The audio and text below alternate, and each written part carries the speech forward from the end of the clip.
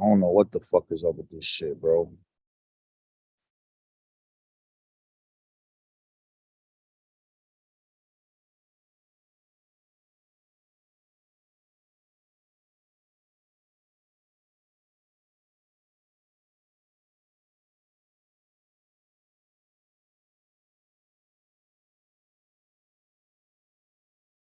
Microphone checker. I'm just looking to see if this thing, because on this joint, is telling me that,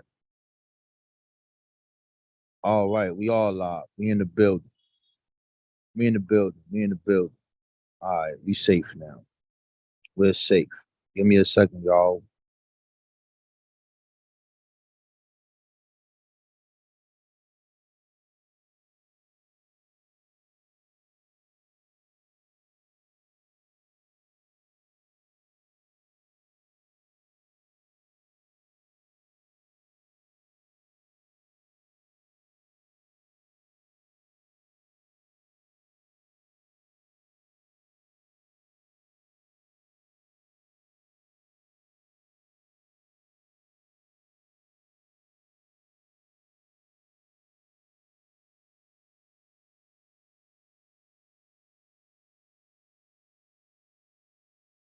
Yeah, man. I'm gonna play my little build on the Black August edition and add on more about it after that. And then on the 30th, I'm gonna do my brother Gabriel. So I'm gonna come back on here. We're gonna talk about Gabriel's revolution. You know what I'm saying? Shout out to the black people, man. You know what I'm saying? I don't know what's going on. Ain't no videos being made about this today. I don't understand. I don't know what's going on. Everybody's out of their rabbit mind. Uh, they don't want to talk about the African people who took the stand to unite and save the land, man. Very interesting. But in any event, we're gonna press play and then we're gonna build and I'm gonna add on some new stuff on there and we go from there. Get your popcorn.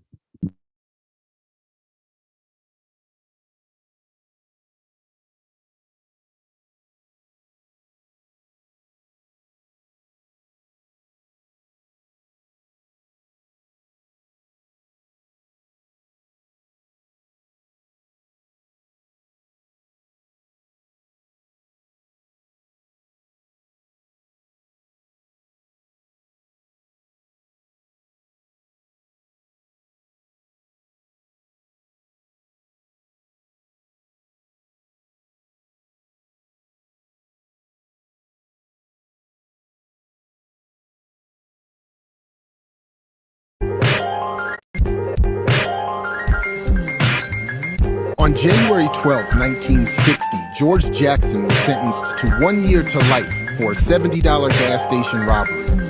He would serve 11 years, 7 months, with 7 of those years in solitary confinement. On August 21st, 1971, he was assassinated. In the intervening years, Jackson penned 2 centerpieces of revolutionary canonical texts, Soledad Brother and Blood in My Eye.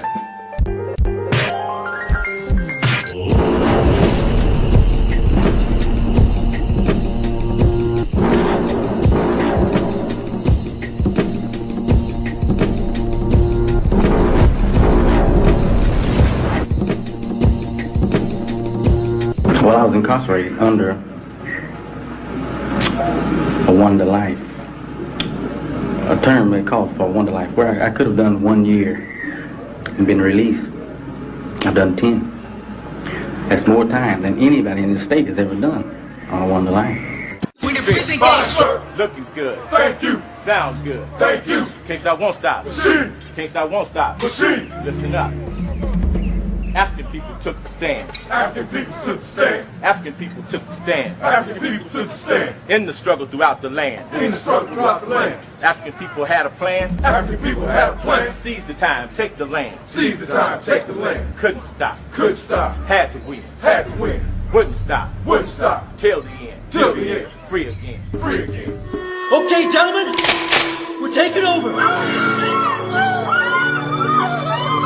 right, everybody. Stay together. Stay together. Eyes up front. Don't look at me. Eyes up front. Here we go. Keep it moving, people.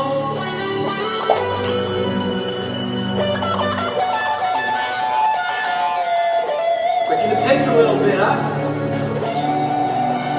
Go, people. Keep it together. You gotta watch it, okay? Yeah, I got it. No, you gotta be listening to me.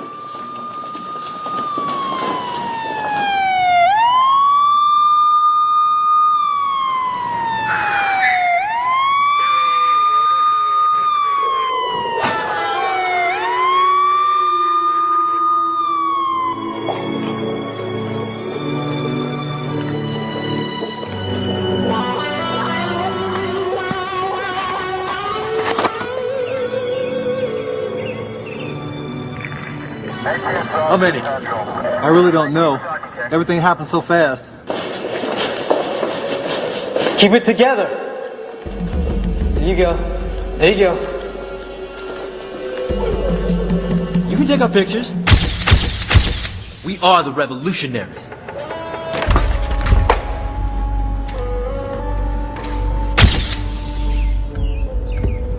Free the Soledad brothers by 3 o'clock and nobody will get hurt. We don't have the authority to negotiate that. You cover to the left in the rear, okay? We get out of here now. Back them off! Back off! Back them off! You guys stay together! Don't look at me! Keep your fucking heads up front! God damn! Okay. Here you go. Open up the van. There you go. Don't look at me.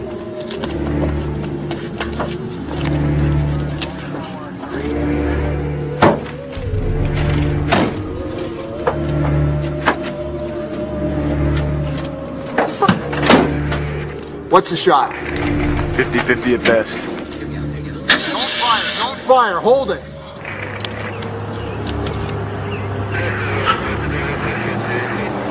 Hold it, boys, do not fire.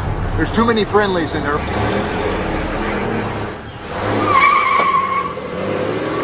Okay, they're holding up. I think we made it.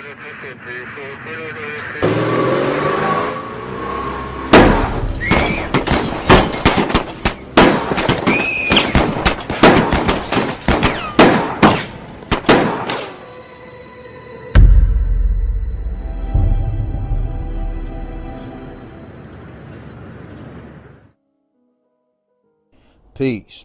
Welcome to another new Black Knowledge presentation. I be the God Rob Born Moon to Allah. The title of this is called The Origin of the Black August Tradition. Peace.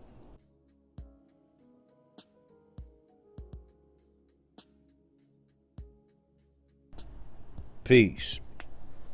Towards the end of the video, which is a real occurrence, you heard the brothers say, free the Soledad brothers by 3 o'clock and no one will get harmed.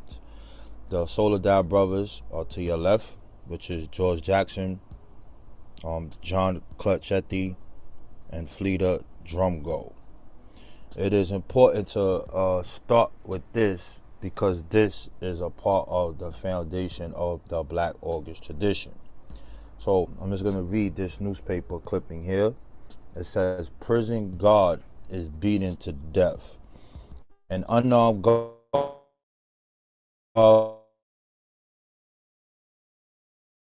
into the Friday night at sprawling Soledad prison, where 3 prisoners were killed earlier this week. John V. Mills, 26, apparently was attacked by inmates in a housing wing of the prison and dead a short time later at the prison hospital from head injuries. The 3,000 inmates were locked in their cells on Secure the prison, 100 miles south of San Francisco.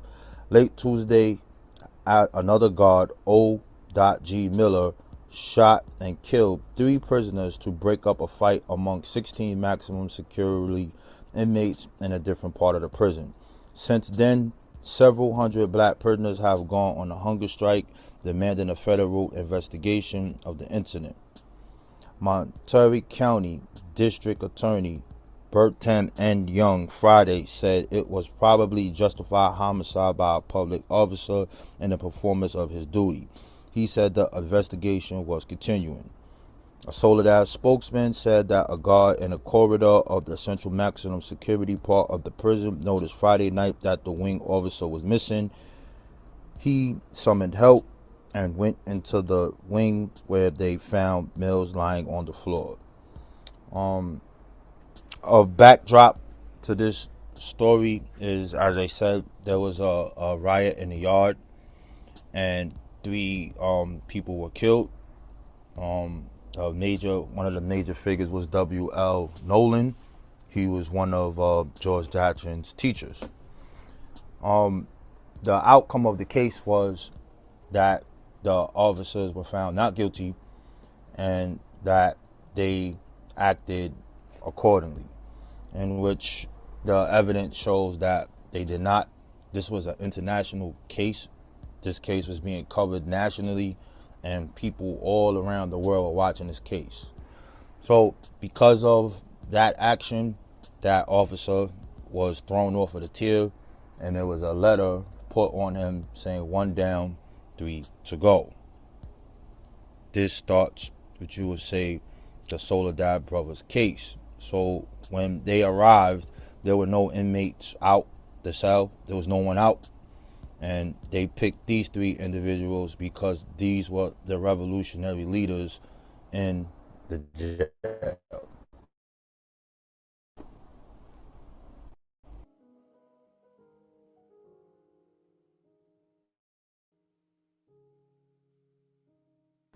What we're looking at now is one person who was a part of the Soledad Brothers Defense Committee. Her name is Faye Steiner. You can see that she is standing next to Huey P. Newton.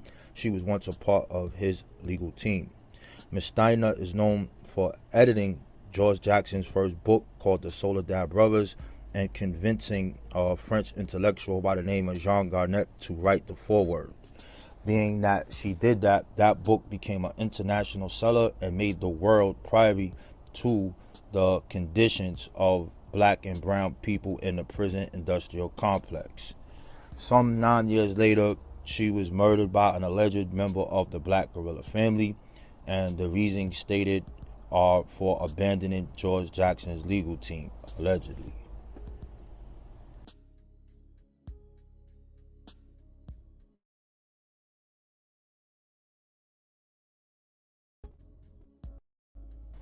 Following the incident that went with Comrade Jonathan Jackson, another political activist was implicated, and her name is Angela Davis. They placed her on the FBI most wanted list. The reason why they did that is because they said that the weapons that were recovered were registered in her name.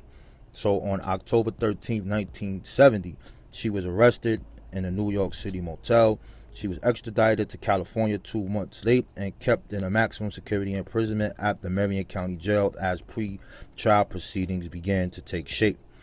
On June 4, 1972, after just 13 hours of deliberation, an all-white jury found Angela Davis not guilty of murder, kidnapping, and criminal conspiracy charges.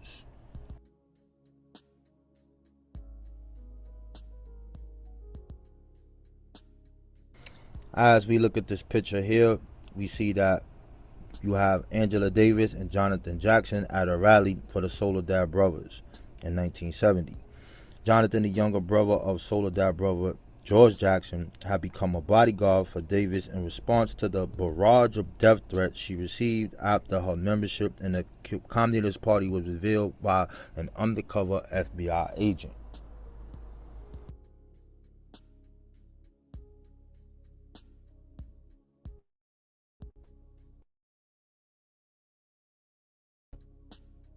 Fast forward in a year, we are now up to George Jackson. You see his pictures at the right. On August 12, 1971, George Jackson was fatally shot in the back by prison guards at St. Other inmates and 3 guards that were also killed. The days that followed in the adjustment center, inmates were beaten, shot, burned, and generally brutalized. There are several contradicting stories that were released to the press and the public. For more information on the chronology of the events that took place and the contradicting stories, you can click that link there. The traditional story goes as a lawyer came to see George Jackson and slid him a gun. Once they slid him the gun, he put it in his hair, which they say is a wig. Some stories say a cap. The officers saw it when they went to search him. The story goes he pulls the gun out and says the dragon is here, and took over the AC, which is the adjustment center.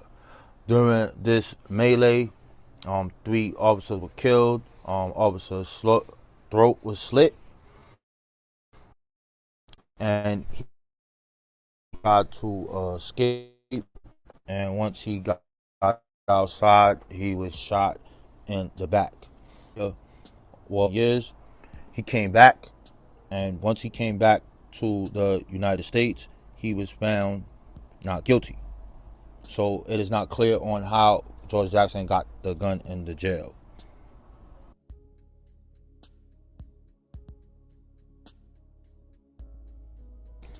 The people who were charged with the incident with the guards being killed as well as the inmates were to be known as the San Quentin Six, or became to be known as the San Quentin Six. Their names are Fleeta Drumgo, David Johnson, Hugo Pennell, Johnny Larry Spain, Louis Talmadge, and Willie Tate. Out of all of these people, Hugo Pennell remained in prison, and he was killed in the yard in a Folsom jail in 2015.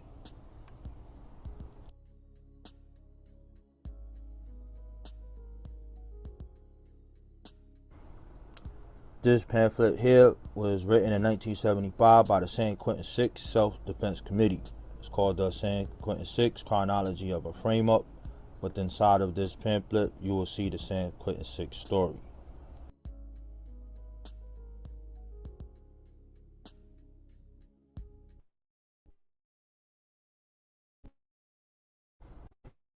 Here's some primary pictures of the San Quentin Six so we can get to know the people's characters. Former San Quentin Six defenders left to right, Bato Talmadge, David Johnson, and Willie Sandata Tate speak at a rally with Inez Garcia at the San Francisco Civic Center, November 1976. Garcia was charged with murder for killing one of the 2 men who sexually assaulted her in 1974. She spent 2 years in prison before her conviction was overturned on appeal. Hers was one of several mid-1970 incidents that brought together a large coalition of activists challenging the prison as a site of racial and sexual oppression.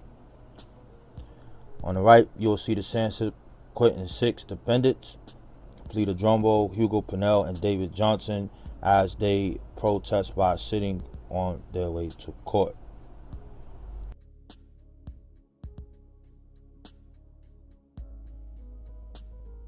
We are now at the origin of the Black August tradition.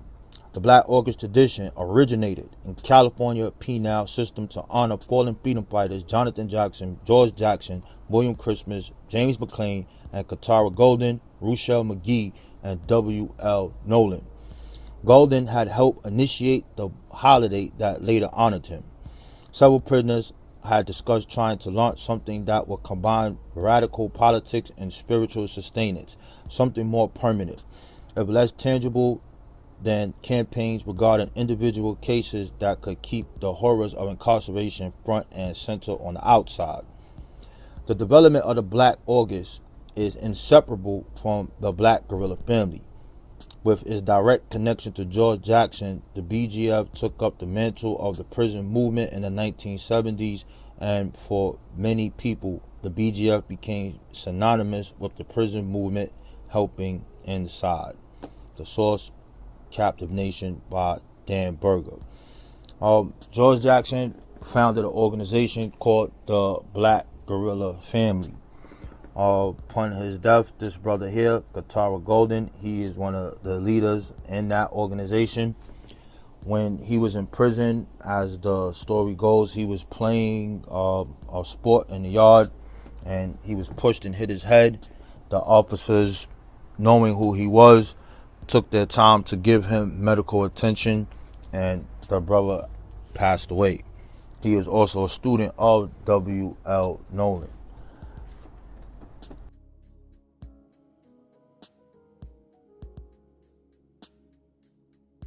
Continuing with the origin of the Black August tradition, It says, organized chose August to commemorate Jackson's heroism and death. In 1977 and 1978, the protests were held on or around August 21st, and the organization sponsoring the march called itself the August 21st Coalition. The coalition staged numerous large demonstrations at the gates of San Quentin.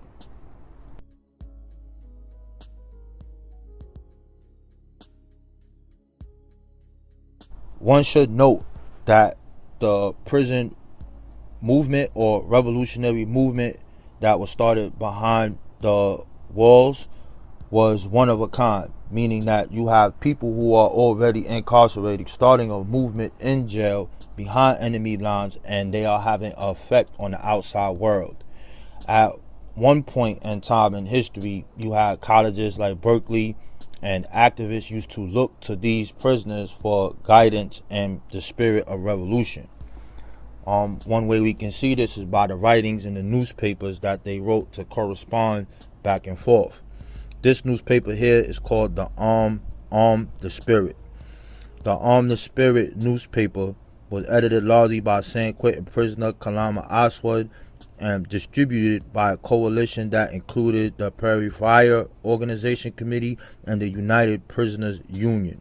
The publication of the Spirit was one of several ways in which print culture sustained prisoner organizing in the mid and late 1970s.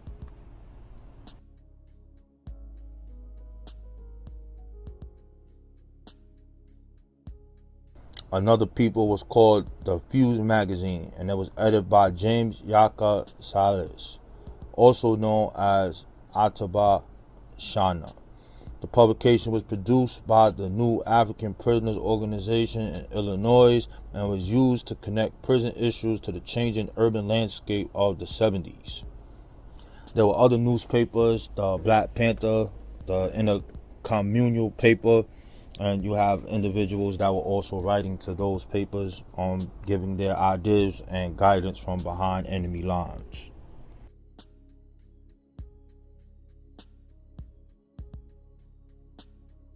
Now that we have an outline of the origin of the Black August tradition coming from behind enemy lines, we can now look at how it has expanded in the culture. And some of these things are observed as a part of it. One is the arrival of Africans to Jamestown, Virginia in August 1619. The start of the Great Haitian Revolution in August 1791. Gabriel Processor's Rebellion of August 30th, 1800. The Rebellion of Nat Turner, August 21st. The call for a general strike by enslaved New Africans by Henry Highline Garnett on August 22nd. The initiation of the major network that conducted the Underground Railroad, August 2nd, 1850. The March of Washington on August 28th, 1963. The Watts Rebellion of 1965. The defense of the provisional government of the Republic of New Africa from an FBI assault in Mississippi on August 18th, 1971. And the bombing of Move family by Philadelphia police on August 8th, 1978. This is the state that we always been fighting since the time we was on the boat to the time that we came off the boat. The tradition of Black August was just uplifted and put forward to the people as new revolutionary acts that were happening at that specific time. The movement never stops. The fight never stops. The struggle continues.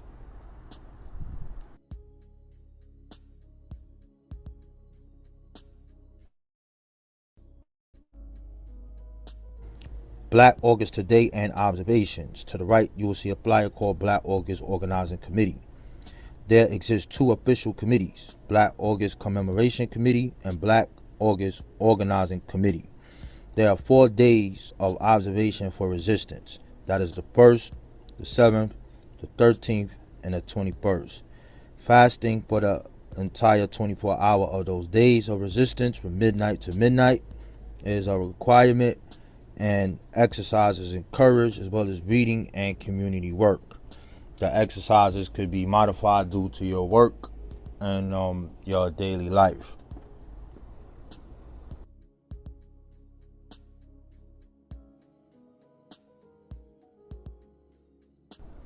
On this page here, you're actually looking at books that were taken out of his cell after he was assassinated, meaning George Jackson.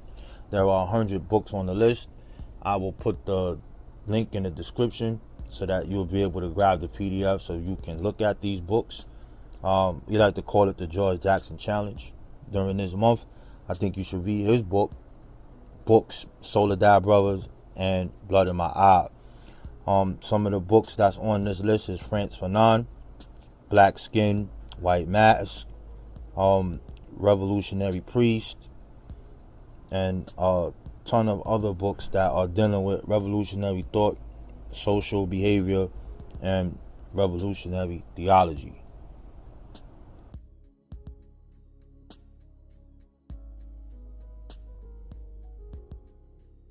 I'm going to read a page from the book that I feel fits this day and time from Blood in My Eye.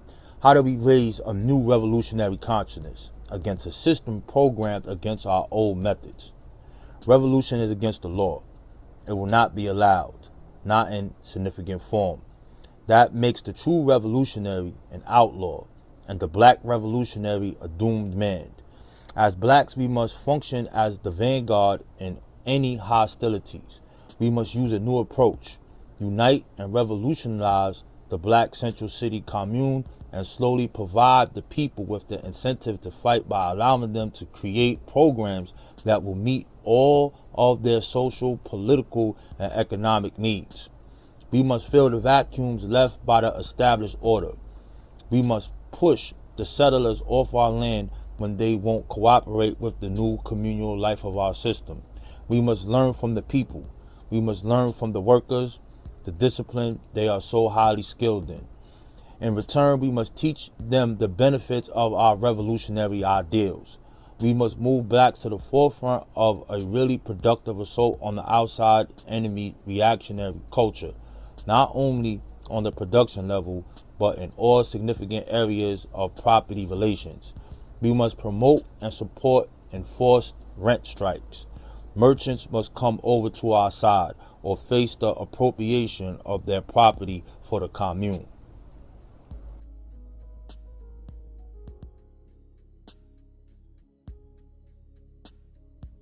These are some words by George Jackson that I also feel that need to be noted. He states, settle your quarrels, come together and understand what your reality of your situation is. Understand that fascism is already here, that people are already dying who could be saved, that generations more will live poor, butchered, half-lives if you fail to act. Do what must be done. Discover your humanity and love your revolution. George Jackson. I think these words are imperative and they fit this day and time. You should also note or also be very wary of the person who says that these people are street scholars. Be very wary of the person who tells you to turn away from the youth who are involved in street organizations. Be very wary of the person who is scared to talk to the youth and are on their bourgeoisie train and living their life in their capitalistic dream. Be very wary of these people. Understand, truth is the revealer in time. With that, I say peace, Black Power.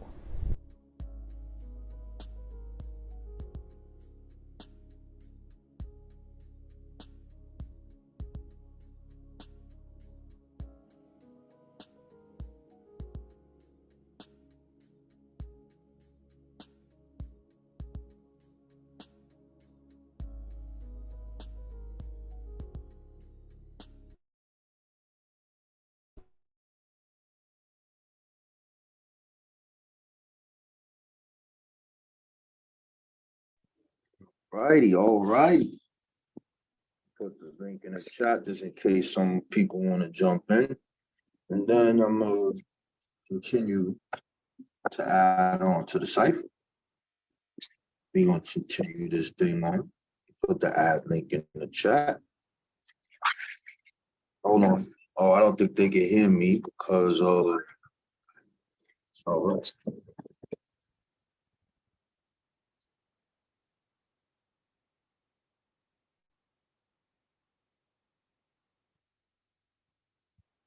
So I'm gonna leave this in the link. I'm gonna leave this in the chat, that link for a little bit.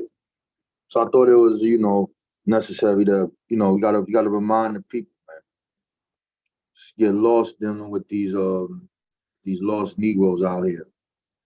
Because some of these lost Negroes are very creatures. Some of them are very special. So I don't see getting the link. So should have had Michael B. Jordan in it. Yeah, yo, you stupid. You crazy, bro. But yeah, man. So the Black August tradition is a special thing, man. So you see how the video starts, and it starts with that. I love that poem, man. I love how they started. The call and response. African people took a stand. African people took a stand in the struggle to unite the land. Free the people, bro. That's our legacy, bro. We don't have to play games and going to back rooms and things of that nature, right? But when dealing with the Black August tradition, we're gonna have to look at some other things, right? So this is what I'm gonna do. Let me make sure there's no one that's gonna come in before I do this. So we're gonna look at this Black August tradition that kind of goes back and it goes further than this. But this is basically the institution of it and how it is today. And you have a couple of people, I want to say a couple, hundreds of people who basically bear witness to these specific days, a couple of street organizations that bear witness to these things. And then you have certain revolutionaries that are still around, some Black Liberation Army individuals. And then, we had just the passing of Dr. Matulu Shakur. Great Matulu Shakur, man. We got that brother there, big in the health field before he was incarcerated. He's famously known for freeing the Sada Shakur. These things are supposed to be our holidays. Just like the Jews have their revolution in their book, these are the things that's in real time in our real life we're supposed to look to and update and bring forward. But that's neither here nor now. We're gonna get back to some more information. So now I'm gonna share my screen. I'm gonna go into my little book, and we're gonna go to my Kindle. And where is it? Do we have a Kindle here? Is there a Kindle app anywhere here? Do you guys see a Kindle app? I don't see a Kindle app. I see it. Bang. Oh, nope. We know we want to talk about your pro. That's not what we want to talk about.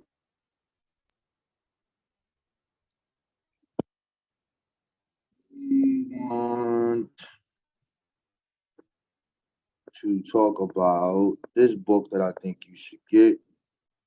And where in the universe is it? Okay, so we're gonna have to put it in here. August.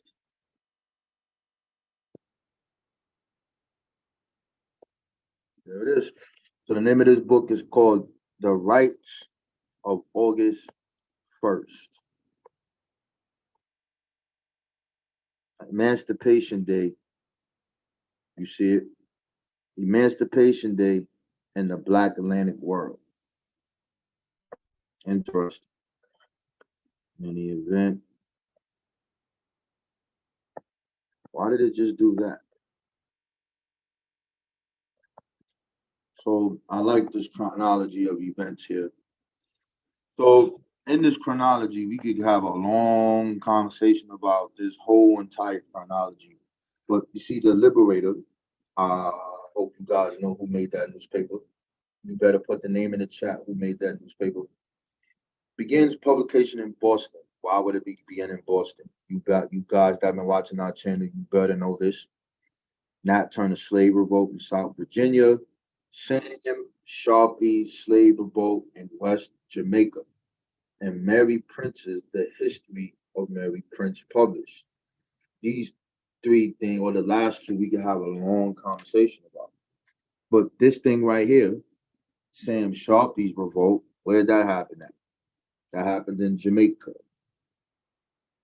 So they had heard about these specific rules of slavery possibly ended, and the bishop, as they call him, turned up. They had over tens of thousands of black people who tried to take over Jamaica. They lost, but and did they really lose? Did they really lose? Is the question. No, no, no, no, no. Remember, we in the 1830s. Their actions caused the ending of slavery in the Caribbean. Not because of the European had a change of heart, because they act like they tried to do with their 1808 thing. That's another story, but I'm keeping it in the Black August tradition. In this 1830 situation, they ended it on their own. So, because of their actions, 1833, abolition of the slavery bill passed in Great Britain. Glasgow Emancipation Society founded in Scotland. American Anti-Slavery Society founded in Philadelphia. Anglo-Canadian extradition law passed. Philadelphia Committee of Vigilance is founded.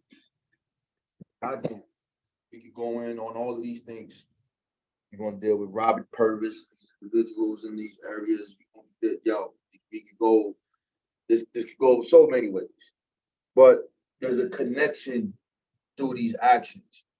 The black people in America decided to go over there to the West Indies and make speeches and talk about the greatness of Africa, their origin, where they come from, and talk about this great event.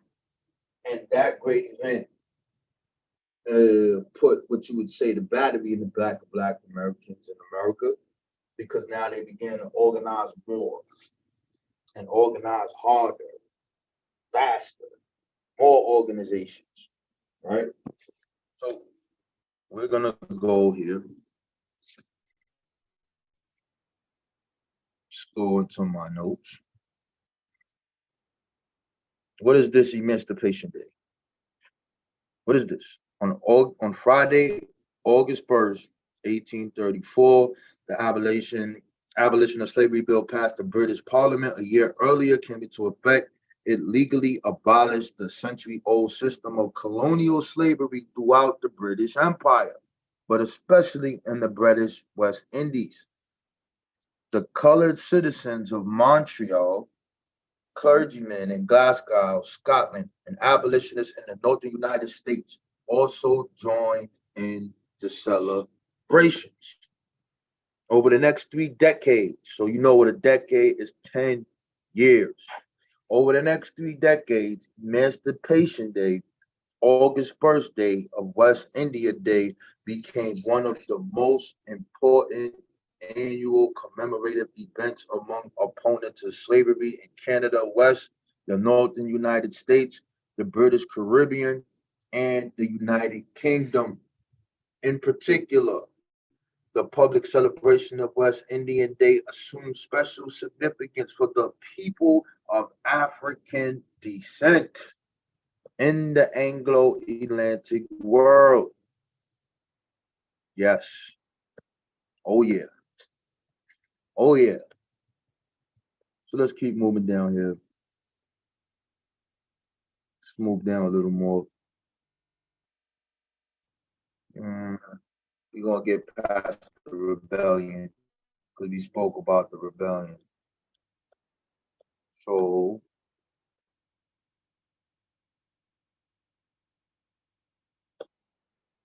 this is very interesting. So when we're looking at this is dealing with Jokino masquerades and how these parades and all of these things connect how we connected all of these things. It's kind of interesting. In any event, check this out. Even though the folk festival was changed with the increase of white patronage and new characters such as terms, colorfully costumed set girls, the Jonkanu tradition continued through the abolition and in the post-emancipation years. In his book, Jamaica, in past, present, published in 1843, Baptist missionary James Marshall Philippo provided a general account of Jonkanu based on past accounts. He describes it here. And he says, on public holidays, wrote the minister, each of the African tribes upon different estates formed itself into a distinct party composed of men, women, and children. Each party had its king or queen, who was distinguished by a mask of the most hideous appearance, attired from head to foot. You know, they're going to talk shit about us, how we dance, how we move, how we play the drum, and all these things of that nature. But we just make a, these festivals and all of these things correlate to maintaining the Pacific culture, which the European is against, which is a form of revolution. And all of these things were implemented in what you would call your Black August Emancipation Day celebration.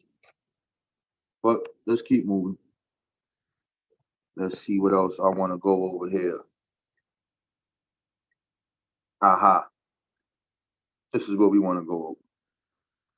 So a lot of these individuals have what you call picnics in America. And these picnics produce speeches from multiple Black Americans all around the United States. And this was a rallying cry for the people because a group of people of African descent decided to rise up and free themselves. So here you see the anti-slavery picnic. According to the reporter, this was a true American event, unlike July 4th. By the end of the summer of 1842, many features of New August 1st were emerging. Large crowds of public processions, speeches and songs, picnicking, widespread publications. You can see here, these are the anniversary picnic. You see the dates here, 1842, 1843, 1844, but this is not in your school books. We don't want to teach you about people coming together to commemorate Emancipation Day, August 1st, right? Festivals. I want to talk to you about it. I want you to know that. See all these, it's a lot of people. There's a lot of them. They make speeches about a whole bunch of things. Let's keep scrolling down. Let's keep scrolling down. Bang. Church rights. So we talk about how the church is at the center of Black power. A lot of the conscious community clowns today, they associate the church with a bunch of slave, monkey, Jesus-loving maniacs or sissies waiting for God to come save them. We don't have that in our history. It doesn't exist. If they allowed us to have come together like in, you could say, in New Orleans, all over the place, you might have your Yoruba or some form of something else. Like they got voodoo over there, will probably be something different in the Carolinas. You will probably have a bunch of Congo stuff going on over there. But that wasn't the case. The European wanted this Christian thing, but with that, we still held on to vital things. In any event, these are the church rights that commemorate the August 1st traditions. The anti-slavery press reported over 30 annual August 1st in northern states between 1834 and 1842. Occasionally, these gatherings were held in colored schoolhouse, a debating hall of a white church, but the vast majority took place in established Black churches.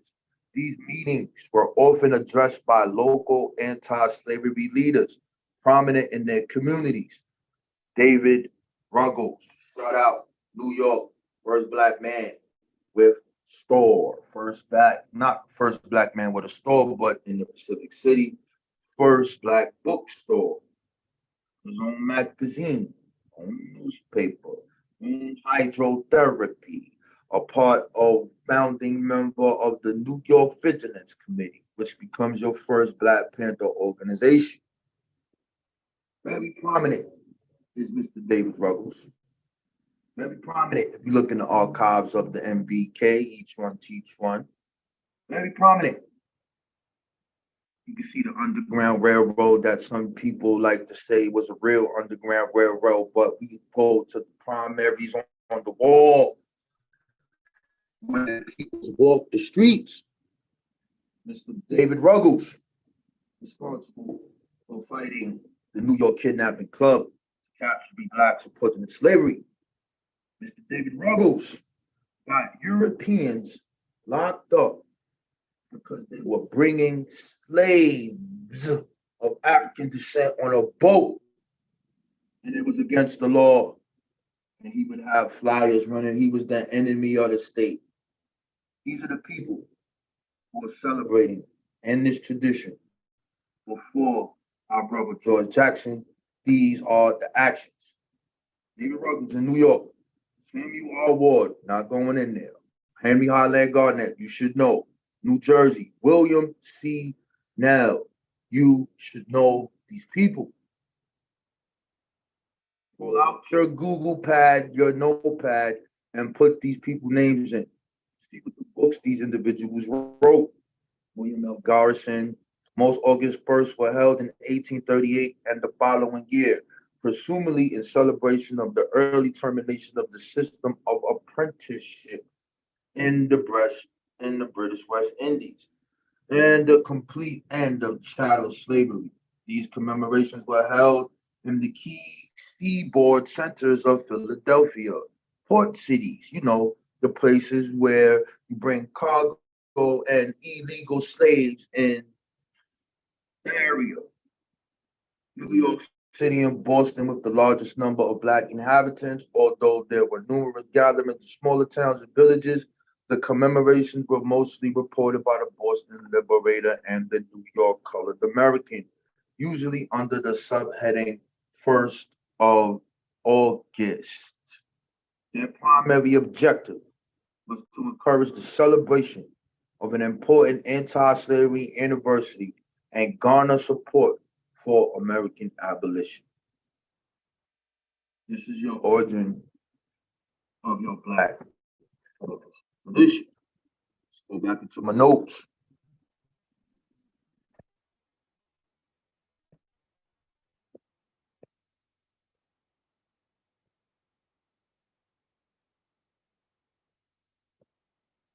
See, I got a lot of stuff underlined here. They in Canada. Shout out to my Canadians of African descent, New World Africans, or whatever you want, American African, whatever you want to call yourself. Yes, sir.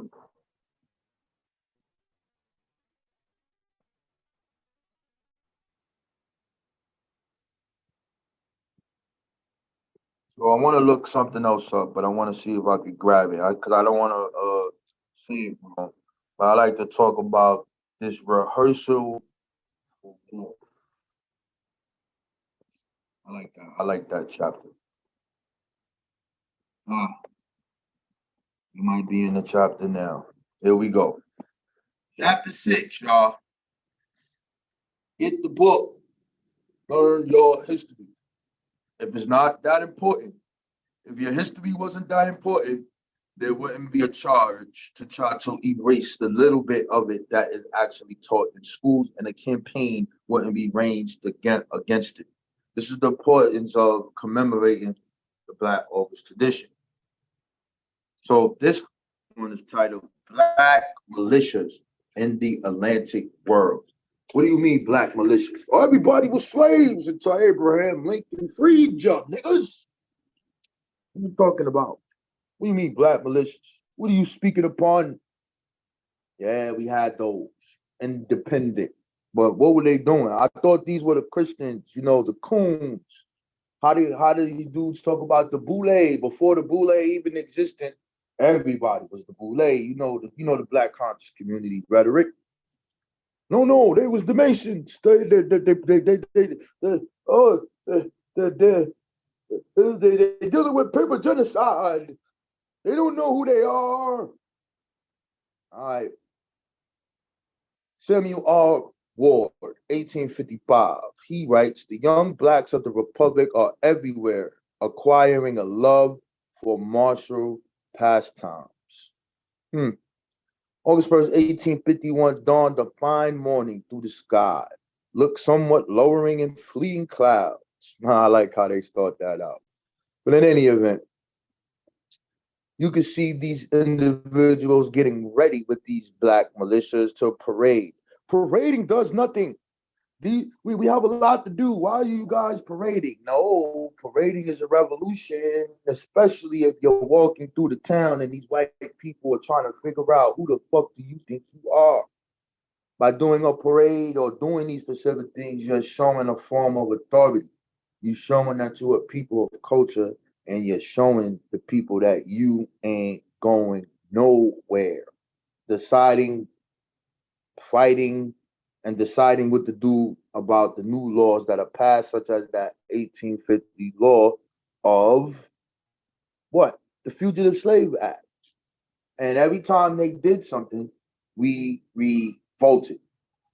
In any event, Captain Hackins, at the head of the Hannibal Guards, looked that up. The company was taken by surprise. They marched up directly opposite the speaker's stand, and they rested for orders, which were soon given to march round the ground. They appeared opposite the stand again. Mr. Gardner proceeded to declare his approval of military science among our people. Why were large crowds of black people assembling? Who and what were the Hannibal Guards? Why were young black men marching and drilling during the 1850s? Most important, what were the connections between such events and the overthrow of American slavery? These are questions that are very easily answered if you read. But this is my favorite chapter in the book, especially this self-defense. So in any event, they made these specific guards, and we're gonna go to here, back to David Ruggles, and then we're gonna look at what these people did. So here you see 1835, local black activist David Ruggles and others made the New York Vigilance Committee for the Rights and Safety of Blacks. 2 years later, this Vigilance Committee used the celebration of the third anniversary of the British colonial abolition at Broadway Hall, New York City, to proclaim vigilance should be the watchword and the rallying cry. These are your Christians, your Boule before the Boule was even created. These were your Masons, and these were the people celebrating this Black August tradition. I haven't seen an Indian yet anywhere in here. I don't know where they at. It has been estimated that over the next several years, the self-defense organization rescued over 1,300 people. The following year, local Black activists Robert Purvis began his decade-long leadership of the Philadelphia Villages Committee.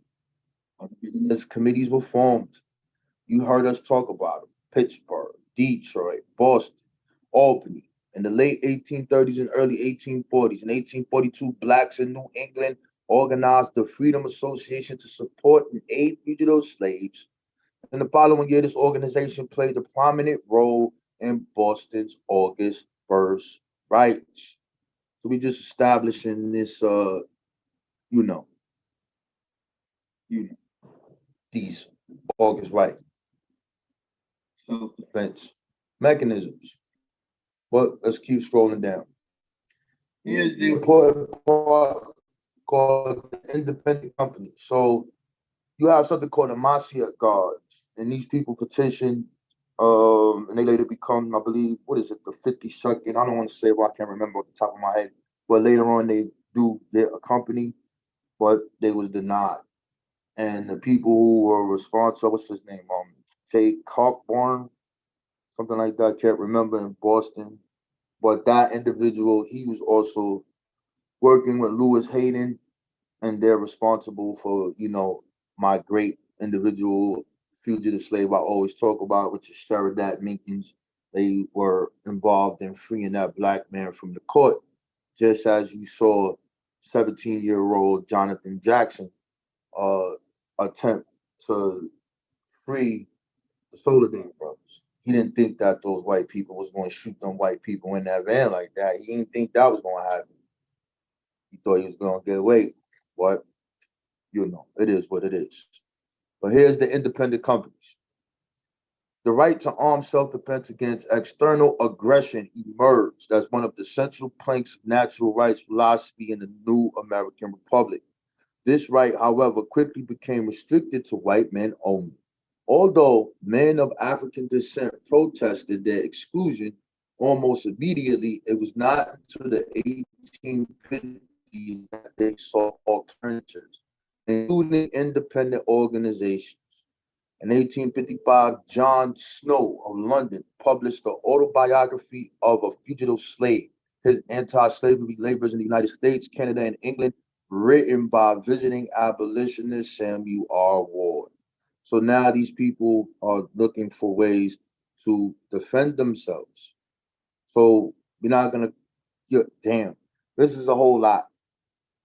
We can go a whole bunch of different directions with this, but we're gonna keep it on the August right or the August 1st tradition and the rights. So here you heard me talk about this a little earlier. 1852, 62 Boston blacks led by prominent activists Robert Morris and Charles Lennox Redmond petitioned the state legislature to organize their own militia company. They were unsuccessful but resubmitted their petition February 24th, 1853, in his presentation to the legislative assembly on the militia machinist and abolitionist William J. Watkins argued for the rights to form an independent company because the petitioners are law-abiding, tax-paying, liberty-loving, native-born American citizens. Men and women love their country despite its heinous inequality. Yep. So, in any event, these are the names of some of these independent companies, and all of them are involved in the August 1st tradition. Here you see the Master Guards, 1857. They're also called the Liberty Guard. 1855, you see the National Guards of Providence, Rhode Island was formed. Unlike Massachusetts, the National Guards gained state approval for independent organization during the mid-1850s. Several independent companies were established around New York City. The Independent Cadets, the McFerrin Guard. You have another group called the Sigmund Guards. They're not in here. The Hall Guard, the Independent Village Guard, the Independent IT Guard in 1857. Cincinnati Blacks organized the Attucks Blues to study military tactics and proficiency in the use of arms. Other independent black militias were established in Reading and Harrisburg, Pennsylvania, Paterson, New Jersey, Detroit, and Michigan. Who constituted the leadership and rank and file of these black militias? Captain J.J. Simmons led the Attucks Guards of New York. Captain Hatkins headed the Hannibal Guards of New York. Captain Dorrell commanded the National Guards of Providence. Captain Ferguson led New York's Attic Guard. The officers of the Union Cadets, and it just goes on and on and on. And these are independent, nothing to do with the European. They talk to you about their uniforms. You have the Henry Holland, Garnet Guards. See how these people praise their ancestors? They name their organizations after their ancestors to commemorate the things that they did. Lo, how we have forgotten and have become aboriginals and all this other dumb shit. In any event, these are the list of the organizations and militias on your in this gold brown colors. I'll leave that up there for a second for you guys to grab it and look at it. I know you mad because you see a lot of this happening in New York. I know you tight. Shout out Eastside, baby. He banging. Shout out to the South, though. They had some stuff popping, but that's another story. They were shooting back. And there is a book called We Will Shoot Back, but that's another story. Y'all got all of that right there, right? But I'm just going to read one thing about this thing and then I'm going to close out. I just wanted to show that the Black August tradition represents the people of African descent who are trying to liberate themselves and that they all recognize themselves and that they had love for the people who were about that struggle. And one of these events, this is why it's called the August 1st rehearsal. All of those independent companies are involved in marching and going through these things. The Europeans did not like it. They got pissed off. They got mad. Black sailors marched in some of these Emancipation Day parades. According to New Belt, yes, there were sailors. Oh, we told you, niggas. Nah. We not doing none of that. But these are the black sailors that are there, and they're a part of it. You have the fraternity of seamen. See it here. You need to look these things up. There are three major points to make about these sailors and their participation in Emancipation Day parades. First, together with fugitives, vigilance committees, and independent companies, black seamen belong to a broader network of self-defense. Ever since the failure of freedmen of Denmark Bessie's plot to seize and burn Charleston, South Carolina in 1822, black sailors faced incarceration when on leave in southern ports. Emancipation Day parades reminded participants of their common racial oppression and the need for collective self-defense. Second, these sailors were identified with a dissenting tradition. It was sailors who spread the news of the proposed rebellion led by former Marina Vesey, the Boston-based African-American clothes merchant and rebel David Walker used sailors to help circulate his 1829 pamphlet, Appeal to the Colored Citizens of the World, from ships visiting southern ports. Black sailors often assisted vigilance committees in forcibly deterring potential slave catchers and kidnappers. Third, black sailors served as international conduits of what some scholars have identified as Pan-African politics. Black August tradition stands fuck up. I know you are tired out there on the internet. I know you're tired of hearing about ancient Hebrews and Cometians and these idiot aboriginals all around the goddamn net trying to change history, fucking up the 1619 story, talking about the Underground Railroad was a real railroad that the Europeans found. Oh, we ain't forget about you, dang. I'll be on you real good. We ain't forget about you. But I just want to get to this one incident here. Scrolling down the river. I hope y'all doing all right on this Friday night.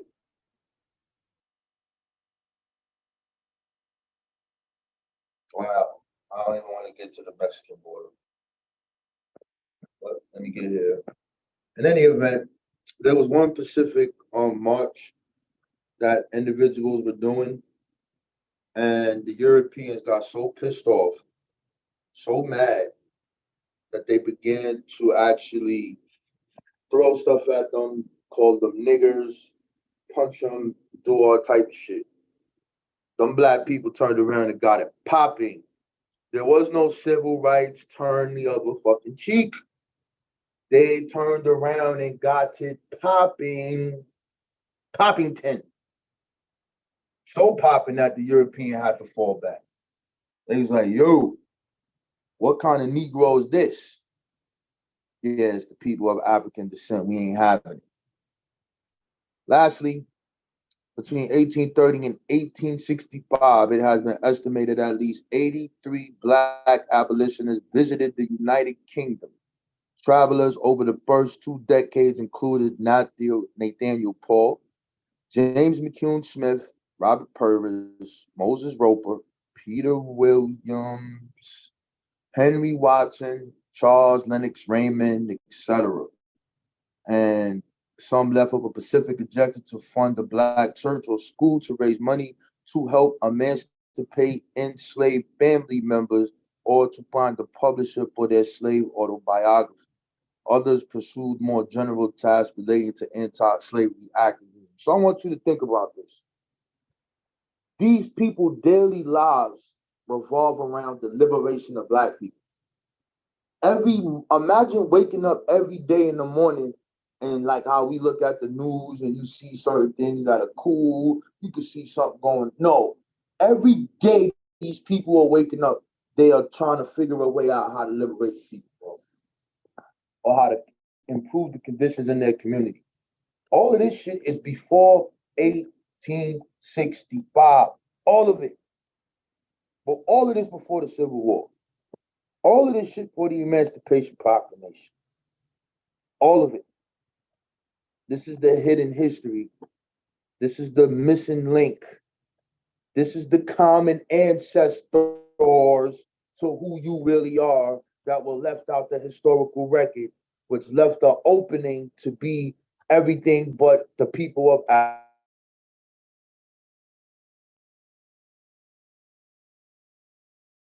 We blame on educational institutions where we were brought, but it is now. We are nation age. So our brothers, they want to celebrate in Black August, whatever this is, so allegedly, the killing of Black Egyptians, or if they Black. I'm not arguing that. That's another argument for another 20 years, right? But we got this real shit right here with real Black people and every single individual that took a breath, that went to school, that lived in the community, decided to come together and keep this alive. So the Black August tradition is left out.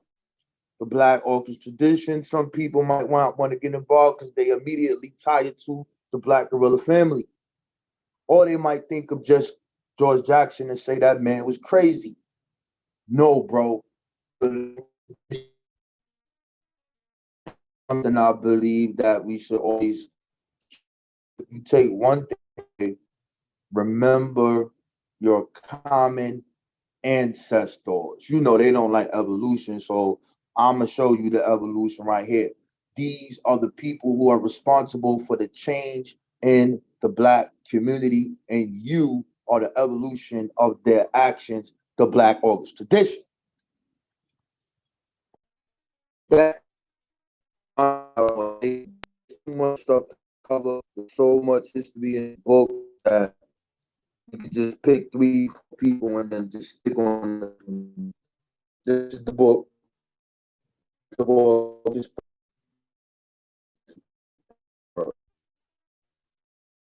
those thing I'm gonna stop sharing. Did I stop? Yep. And then I'm gonna put in the chat and see if add on. We go. He sounds scared to put the link though.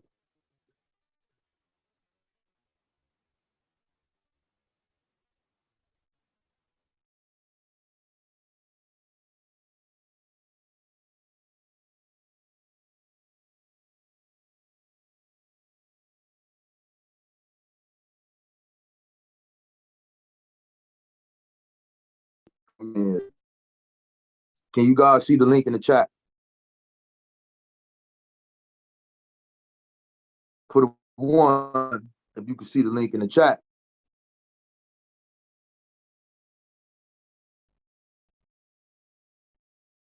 Y'all can't see the link in the chat? Put the link in there again. Link is in the chat. Link in the chat. What up, Asaf? Oh, shit, I ain't see you in a while. Dave B. Oh, we got to shout some people out. Oh, Lotus. Shout out for trading on the Aboriginals, for giving us the greatest hit ever. You know, the greatest hit ever. Pull a plug on the internet. Good looking, my nigga. That's that Black August tradition. We need you to do more of that shit. We need you to do more of that shit. Let's see, get Dane Liaway on here. To try that shit again, nigga. All right. Shout out to Vassa, Khalil, Saul, Maurice Lyles, Can you Julanda. hear me? Oh, I can hear a black man or a half can. Hello, half can. Ashe, my brother, Ashe. So, How you doing, brother? I'm doing well. I want to say that was a great presentation on your Negro organizations. And I'm happy for you. But I'm going to say, if you keep this video up from about this part on, I'm going to take out, because this is only for the people who decided to actually, I guess, listen at this particular point. You can keep the video up, but I'm going to cut this part out. Okay? All right, you good? Okay, so people still listen? How many people in the chat? 10, 5, 3? I don't know, brother. I don't even see the chat. I don't be looking at the chat, bro. That shit throw me off, bro. All right, I think it's more than one, so that's good enough. So check this out. So you laid the foundation, right? And so what's going on in the world now? Return to popular culture, right? So I want you to, if you can you share your screen again? Yeah. Hold on. I'm trying to plug my headphones in now because I was doing this on my speaker. Wait, let me turn the screen. This is only for the people who is listening right now, because I'm cutting this part of the video. Actually, I'm gonna pass you the host so I can put this shit away. Come on, man. I don't want to have to then pull up my browser and all that. I'm on like stuff. I got you. What you want me to pull up? I want you to just pull up Thomas Daddy Rice. All right. You want the wiki page or what do you want? Wiki page is just fine. You said Thomas Daddy White? Rice. Thomas Daddy Rice. Okay, I got him. Sharing the screen now. Give me 1 second. Woody woo. Whoop-de-doo. So you gave a background of what's going on in the world as far as what people understand as like historical markers. In that perspective, now we're going to take more of a people's look at it and see what the everyday man, what was going on anywhere, right? So. You see it? I see yours. Okay, there you go. So right there, you see that Thomas Daddy Rice is an important figure. Yeah, well, whatever. He has a Wikipedia page. So anyway, his song that he creates, he's the first rock star in America. It's popular culture, right? The song that he creates is named what? Is it in there? Can you show the people so they see I'm not making it up? It's called what? Jim Crow. What was it called? Right there, you just said it. Jim Crow. It was called Jim Crow. That's the name. Jumping Jim Crow. Wheel about and turn about and do just so. And every time I turn about, I jump Jim Crow. So that comes out in around 1832, 1833. Okay. So what's going on now is you have emancipation movement, some of them in the Caribbean, what Britain is doing, but in America, what's going on with us is you have a free population emerging, and this goes in line with what we've been saying about the organizations that they've been building. They've been building an infrastructure for freedom, so now there was a model, if they can get more people free, that they will have their own, be self-sufficient, and this becomes a threat. So what happens in state constitutions, you'll notice around 1830s, many of them starts to change. And this is where you get the beginnings of things called like sundown towns, because now the free Black people are aliens. So they don't have any rights to the state. So this allows them to then implement shit. Well, if you're not a resident of this state, you have to leave in such and such time or by sundown, whatever. And this is what's going on. This is what sundown towns come in, because in the 1830s, they start to change the constitutions. But what's that starts to say is this is going on, and in popular culture, the number one song that everybody knows and it becomes an icon, and it's remembered today, something that has nothing even to do with the song, is Jumpin' Jim Crow. Now, you got that part? Hello? Yep, got it. Okay.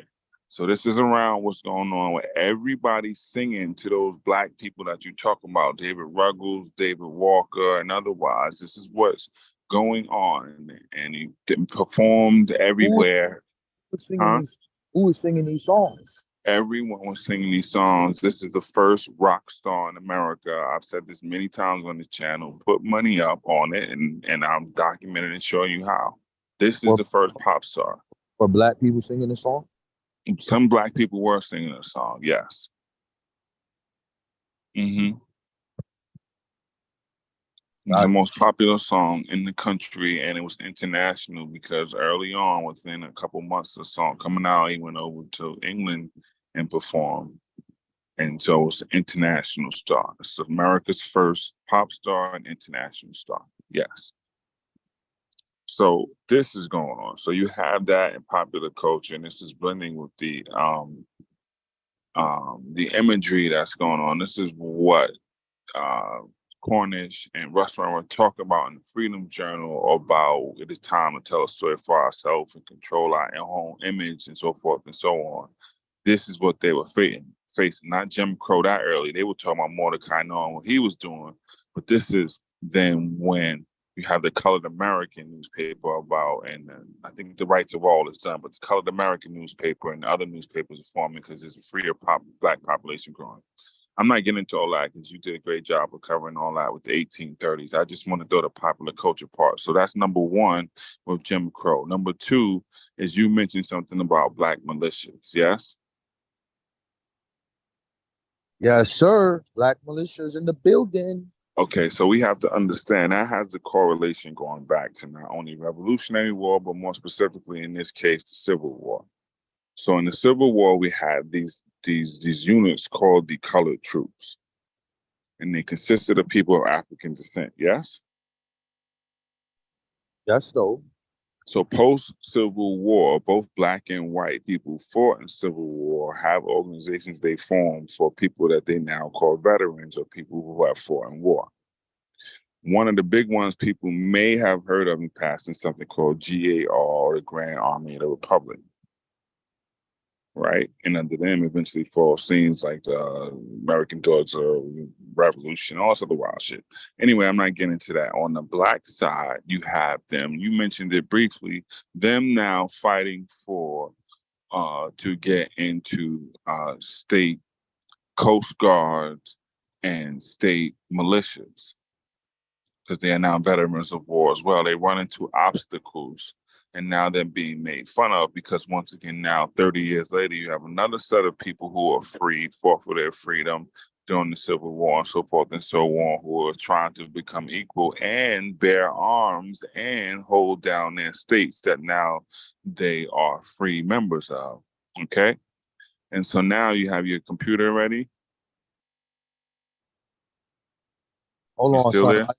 Crazy out here. Yeah. Hold on, bro. What you want me to do? All right, go pull up your browser. Yeah, what you want? Type Skidmore Guards, because you mentioned Skidmore Guards as one of the black militias.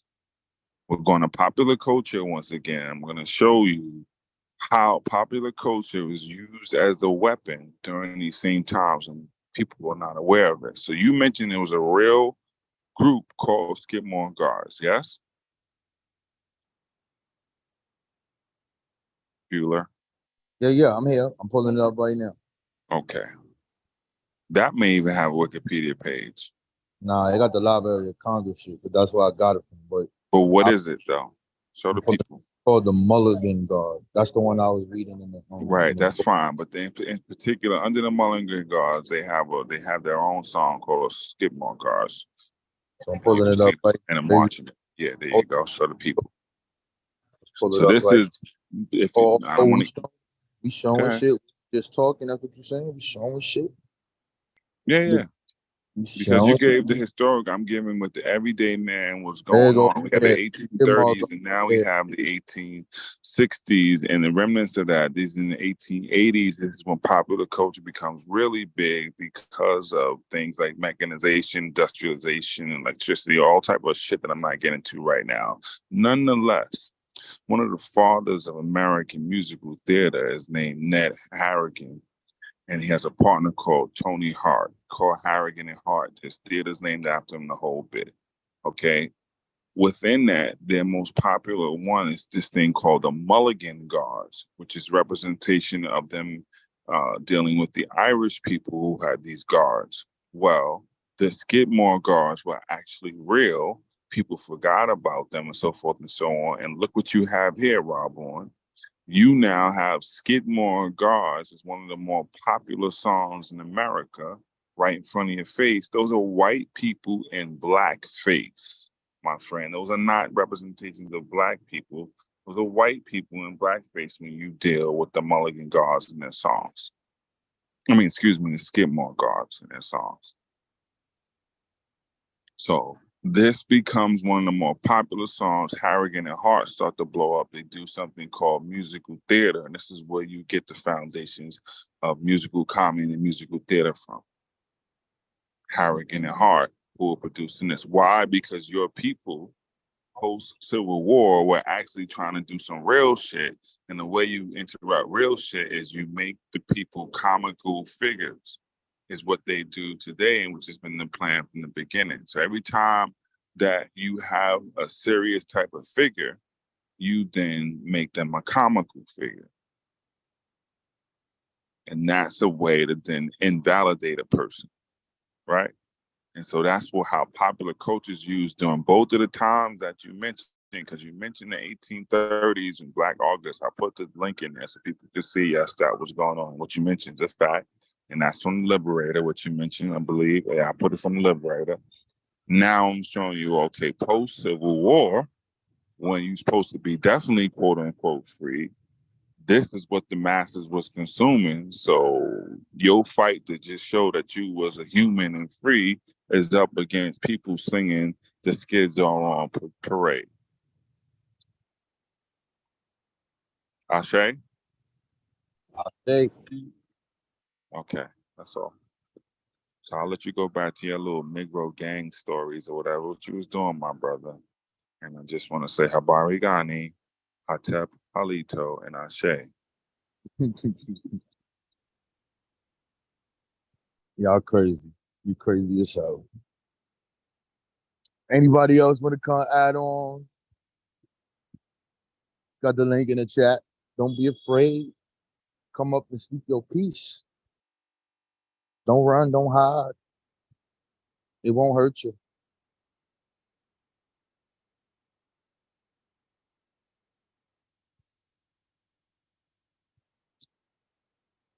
I won't hurt you, I promise. James might have said, so that's what you do to coconuts. Oh man.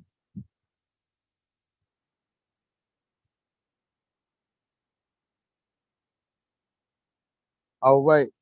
If anybody else don't got nothing to say, I left the chat open.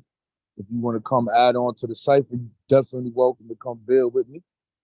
I don't know. Maybe I'll start going live, come out with a history blip. But we on the drop. We got a. I don't even want to talk about that mission we on. Yeah. Any questions in the chat? Skidmore Aboriginals, if y'all in here, Skidmore Guards.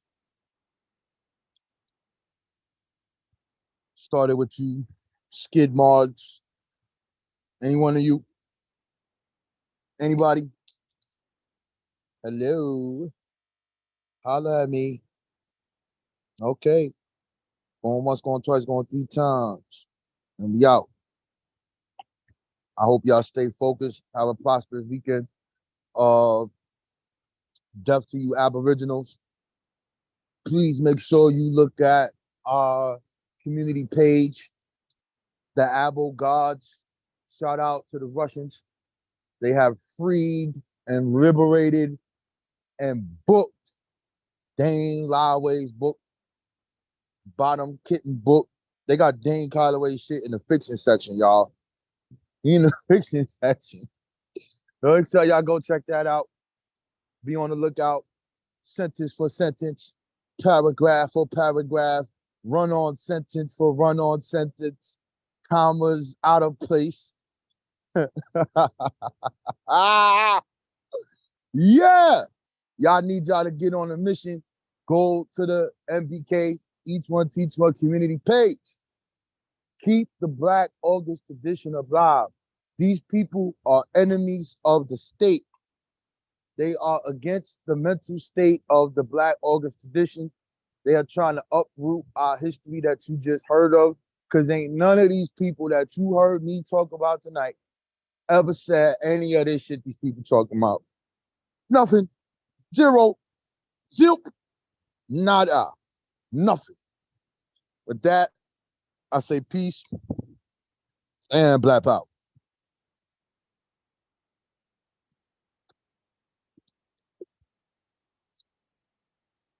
We in this bitch.